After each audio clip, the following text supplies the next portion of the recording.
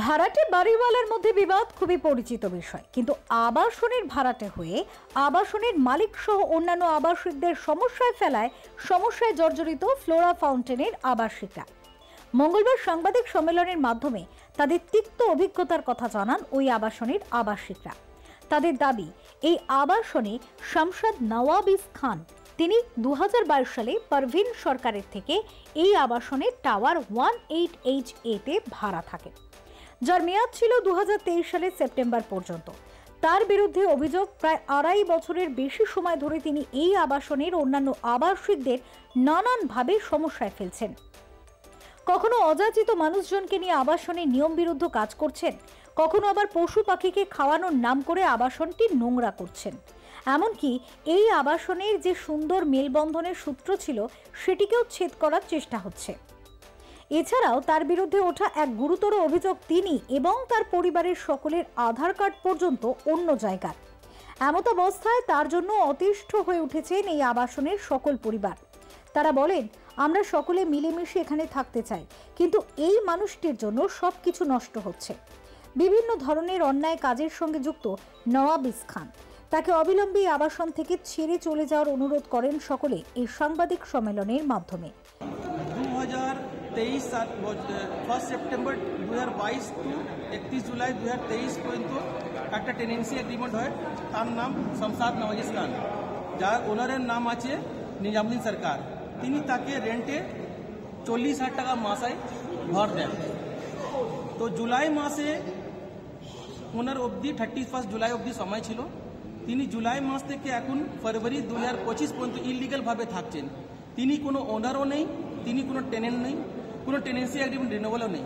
তিনি ওনারের উপরেও কেস করে রেখেছেন কি আমার ঘর উনি নিয়ে বসে আছেন, উনি এখানে কেউ নেই। এখন উনি এখানে সব সময় ব্যাডমিন্টন কেসে 7 জনের নামে অ্যাসল্টিং কেসের মামলা করেছেন।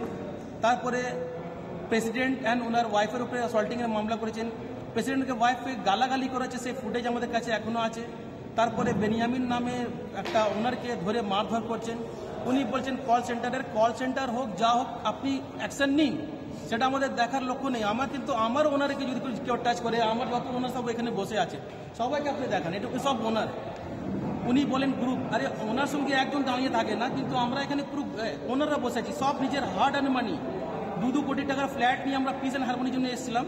উনি এসে সব সময় মারধর, গালি, তারপরে পিএসএ যে কেস আর মিডিয়াকে ডেকে 2-4টে মিডিয়া যে ওনার কথা শোনে, ওনাকে নিয়ে যে নিজের কথাটা রেখে দেন, কিন্তু কোনো প্রমাণ করতে পারেন না। প্রশাসনকে কিছু জানিয়েছেন? প্রশাসনকে আমরা 107 সিআরপিসি আমরা পিস অ্যান্ড হারমোনি করেছি, আমরা 156 মাস পিটিশনও তৈরি করেছি। আর যত এভিডেন্স নিয়ে আমি আজকে বসে আছি এখানে দেখান, এনার সব এভিডেন্স প্লাস 4টে মামলা ওনার বাইরে। একটা আছে খান বিরিয়ানির মামলা, একটা আছে ওনার একটা ঝুগলি জমিনের কাউকে বিক্রি করেছিলেন, 14 দিন তাকে জিসি হয়েছে ওনাকে, এখান থেকে পুলিশ ধরে নিয়ে গেছিল ওনাকে। তারপরে ওনার আইডেল হাইটে একটা অ্যাপার্টমেন্টে এরকম করে উনি 7 লক্ষ টাকা নিয়ে বেরিয়েছেন। আর এখন আমাদেরকে পিস অ্যান্ড হারমোনি পুরো ডিসাইড করছেন, আমাদেরকে বলছে প্রেসিডেন্ট ইলিগাল ভাবে করছে। আরে আমি প্রেসিডেন্ট, আমার তো লাইবিলিটি, আমার রেসপন্সিবিলিটি কি আমার একটা ওনাকে যদি টাচও করো তো আমি ওখানে স্ট্যান্ড নেবো, আমাকে আমার রেসপন্সিবিলিটি। আর আমি যদি ওখানে না রেসপন্ড করি তো কে করবো? ও আমাকে চেপে রাখতে চাইছে যে আমি চেপে থাকি আর উনি এনে এখানে বাসাবাস করতে পারেন ইজিলি। উনি প্রত্যেক বছর 22, 23, 24, 25 প্রত্যেক বছর একটা মামলা করে এই ইলিগাল ভাবে বসে আছেন। উনি কোনো টেনেন্ট নেই, কোনো ওনার নেই, উনি ইলিগাল পারসন। 4টে লোককে নিয়ে উনি বসবাস করছেন এখানে।